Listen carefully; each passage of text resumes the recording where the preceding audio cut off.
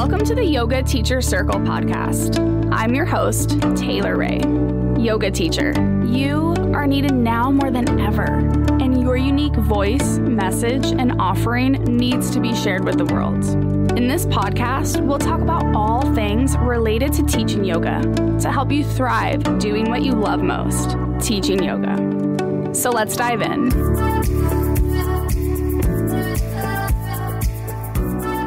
I love this topic and conversation that we're going to have today. So this conversation it's really one of my favorite topics to talk about. Make space for fear. Making space for fear. And really it's all about befriending your fear. Fear is really just part of life, and it's something that we all experience, especially as yoga teachers. Most yoga teachers are going to experience this at some point. And honestly, mostly any new yoga teacher does, especially in the beginning. So fear stops so many people from truly going after what they want in life. And it can be extremely paralyzing. I've had experiences where it completely paralyzed me and took me out of showing up for myself, showing up for life. Fear can show up of fear of making decisions, fear of not being good enough, fear of failing, fear of rejection, fear of intimacy, fear of being seen, and the list goes on. So again, I'm super excited to have this conversation today talking about fear and how it shows up, how it stops us from truly going after what we want in our life. And I'm going to share some different tips and different steps on how to befriend your fear, how to make space for your fear. Like I said, fear is one of the most common things that takes yoga teachers down. And I know so many yoga teachers that have graduated from a YTT, but never ended up doing anything with it because the fear was so strong and so paralyzing. And this is something that I've experienced. And it makes me sad because everyone has such a beautiful gift and a beautiful message to share with the world. So that's what we're going to talk about today, okay? And I'll give you a little bit more about my story when I was paralyzed by fear.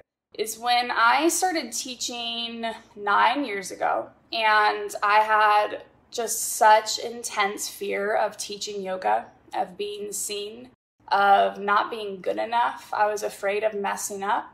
I was afraid of making a mistake. I was afraid of being rejected as a yoga teacher. And that actually translated much deeper than just a yoga teacher, right? That translated into me as a person. So I was afraid of being rejected just as a person, as a human.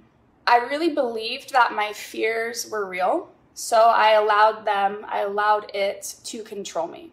Until I learned and realized that my fears were not actually real. It's just a story, it's just a belief that I had in my head.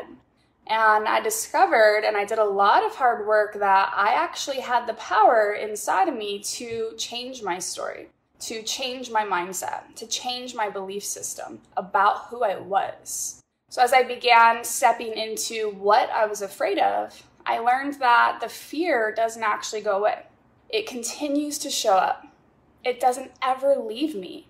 It's always here. Now I know that it's part of the process, so I know to make space for it. I know that it's going to show up every single time I do something that scares me. I do the thing anyways. I do what I'm afraid to do anyways. Because now I'm really used to the process. It's not as strong as it used to be. So now I know, okay, I'm about to do something that's scary. That might look like teaching a training or a workshop or an event. Or when I first started doing this, going live on Facebook, starting my podcast, I was terrified in the beginning. And now it's easier to step in. And I always have a little bit of nerves before, which is normal. And I think that's healthy. But like I said, you get used to the process. And now I just know it shows up. I acknowledge it and I step right into it. I don't allow it to actually hold me back anymore. I remember that someone once said to me, I don't know, maybe like 5 years ago, they said to me, I wish I was fearless like you. And I sat with that and I responded with, oh my gosh, you have no idea. I am actually always afraid. I just do it anyways. I don't ever not feel fear. So I don't think that being fearless is like a thing. I think that we all have fear around certain areas in our life. And again, I just know it's part of the process and it doesn't hold me back anymore. I also want to say this too. Talking about how fear is not a bad thing. And a lot of the time it gets this bad connotation around like, okay, if I feel fear, then it must mean that I shouldn't do this thing. Fear is actually good. It's a natural human emotion. It's a natural human response, and it's a healthy response. Fear arises with the threat of harm, which can show up as physical, emotional, or psychological, real or imagined. So while traditionally considered a negative emotion, fear actually serves a really important role in keeping us safe as it mobilizes us to cope with potential danger.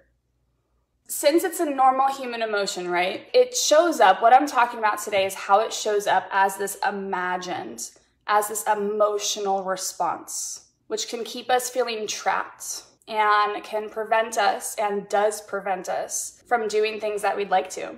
So many people find fear as an unpleasant, we all do, it's a really unpleasant feeling or an intolerable emotion. So they avoid the emotion at all costs. You hide from it. You go the other direction.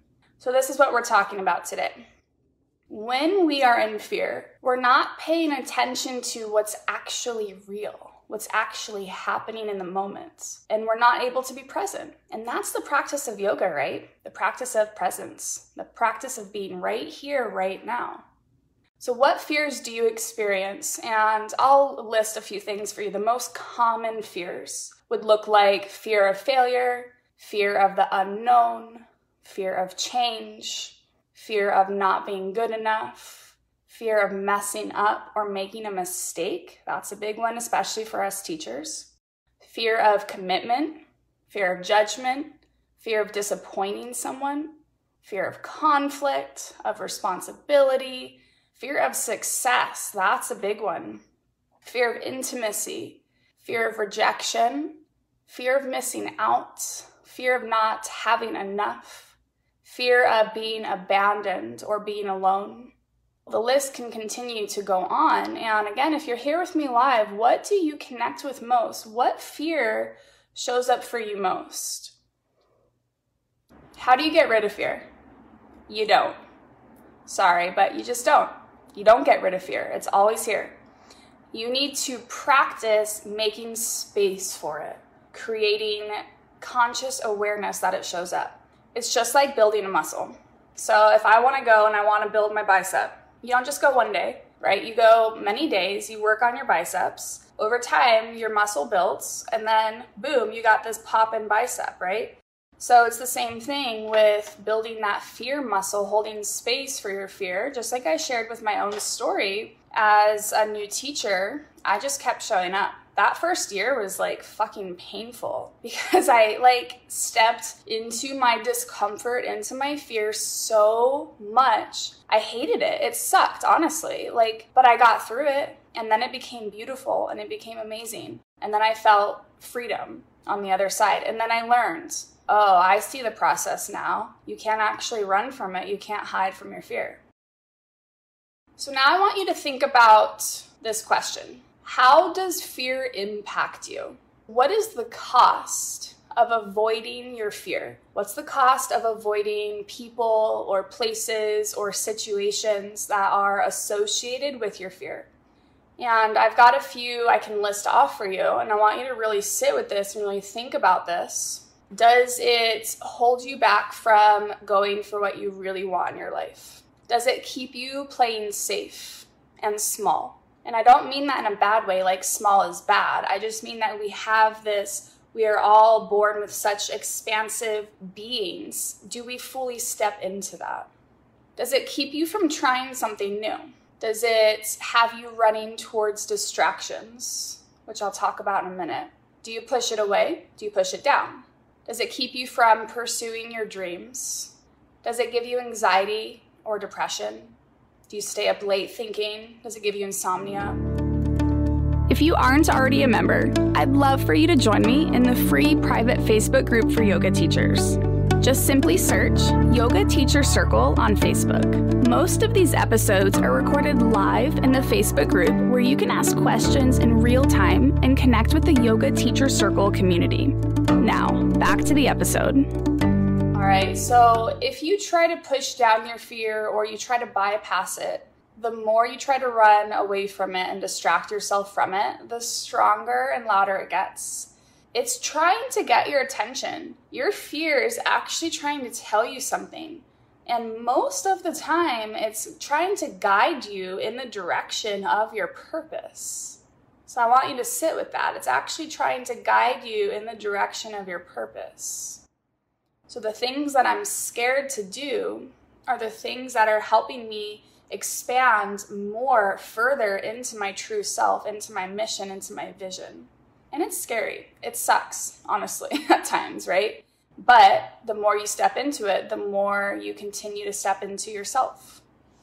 So it gets stronger over time, and if we don't listen to it, if we push it down, if we bypass it, if we run, if we hide from it, we distract from it, this can start to cause anxiety or depression, or this overall feeling of being out of alignment with yourself, with your purpose. This feeling of being off balance.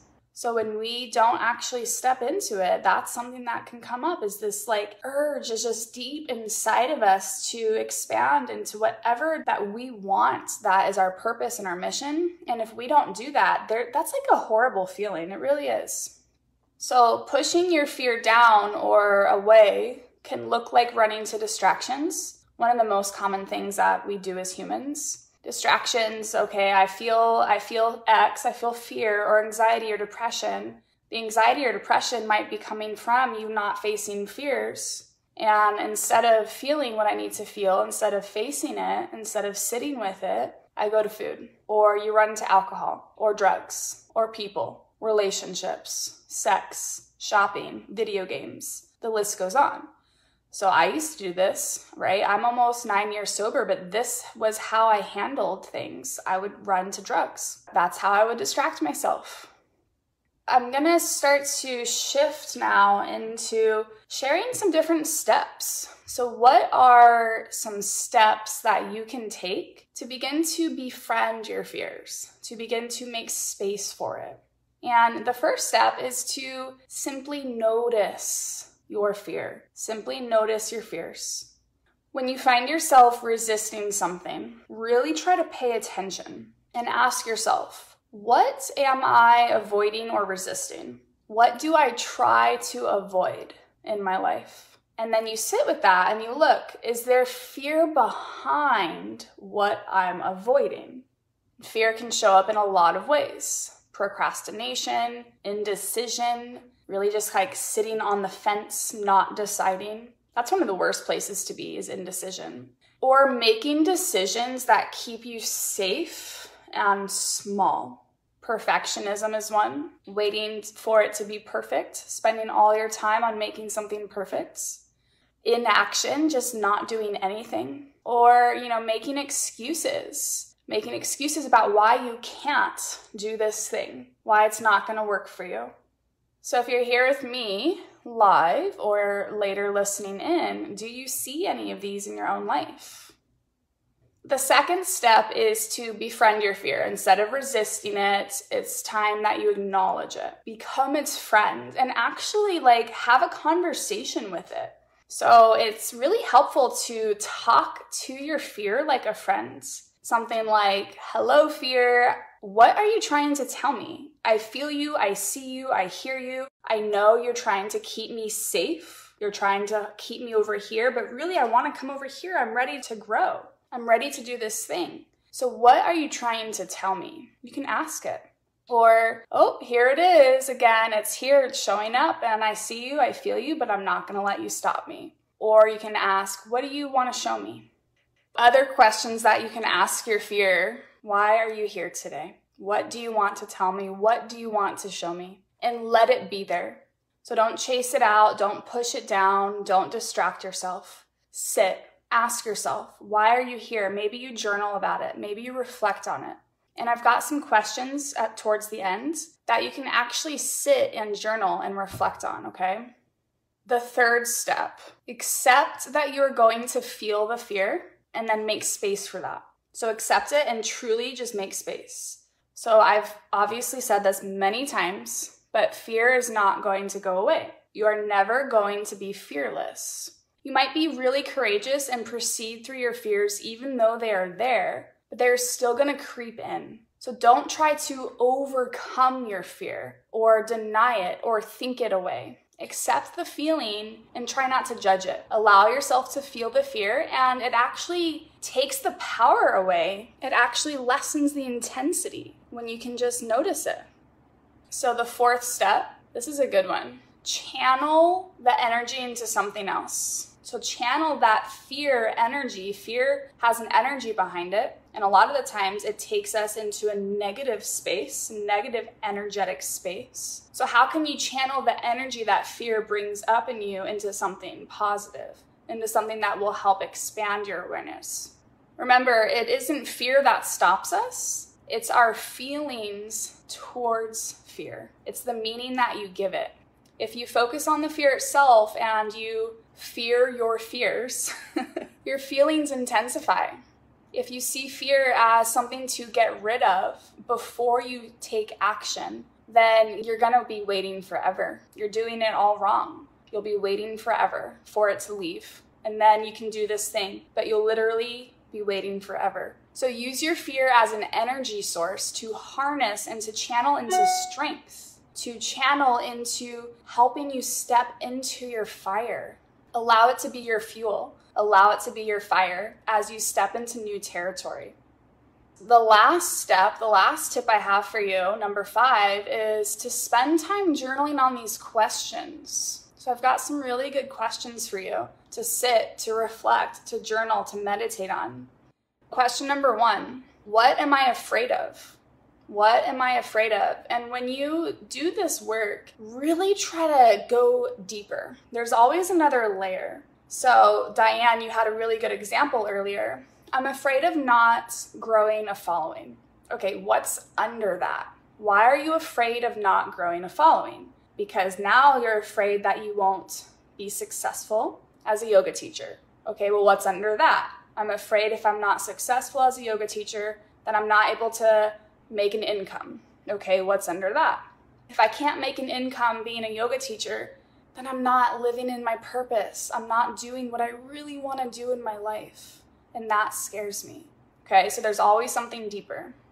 And then ask yourself the next question. Why am I afraid of it? Why do I try to not think about it? Am I avoiding something? What am I avoiding? When do I feel afraid? So with this one, notice the place, notice the time, notice what you're doing. Are you alone? Are you with people? Are you teaching? Are you just at home in your head? What emotions do I feel? What negative outcomes am I envisioning? So we create these crazy stories in our heads that have nothing to do with reality. So what crazy story, what negative outcome are you envisioning when you think about this fear? And the last question is, what pictures do I have in my head about this situation?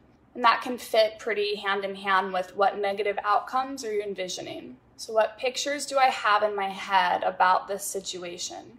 So the more we can get clear and the more awareness that we can have around all the things that are just spinning in our heads, then you can hold it, acknowledge it, and just keep going forward. So when you identify, like I said earlier, when you identify your fears, you really want to continue to keep peeling back the layers and really try to get to the root cause. There's always something deeper. And it's really surprising, actually. There's always something deeper. When you do the thing that you're afraid to do, when you actually step into your fear and make space for it, you become friends with your fear, call it out, acknowledge it, name it, label it. Ask it what it needs. Ask it why it's here. What is it trying to tell you?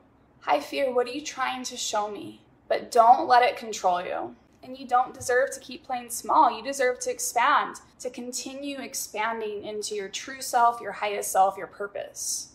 I love this quote. The only way to ease our fear and be truly happy is to acknowledge our fear and look deeply at its source. Instead of trying to escape from our fear, we can invite it up to our awareness and look at it clearly and deeply. I love that. I want to end today with reminding you how every time you do something new, it's terrifying. Like how it was probably really scary to go through your very first 200-hour yoga teacher training. But then you did it, and then you felt empowered. And then how scary it was to start teaching yoga. And then you did it, and then you felt empowered. And it might take you like a year or 2 years of teaching yoga scared before you start to feel like, okay, my nerves are settling. You just have to continue showing up. You just have to continue stepping into it. Every time I teach something new, I get butterflies. I get this little feeling of excitement and butterflies, or I do something new. But I really do feel fear when I teach like a workshop or a new training or a new event or a new group of people. I get in my head, I get scared. Oh my gosh, what if I mess up? All the shit comes up. Say, okay, I do the whole thing. I acknowledge it. I have a conversation with my fear. And then I show up and it's okay. And then I go, wow, I just did it. That's awesome. And then there's a sense of freedom. So my hope is that you really do make space for your fear. Because you really do, all of you who listen to this are such beautiful teachers, such beautiful people, such beautiful souls that have such an important message and gift to share with the world and with your communities. So it's time to step outside of yourself, to show up, to feel the fear and do it anyway. Thank you so much for listening in today. I'd love to stay connected with you in between episodes. You can find me on Instagram at Taylor_Ray Yoga and join the free private Yoga Teacher Circle Facebook group, which is full of some pretty awesome and badass yoga teachers.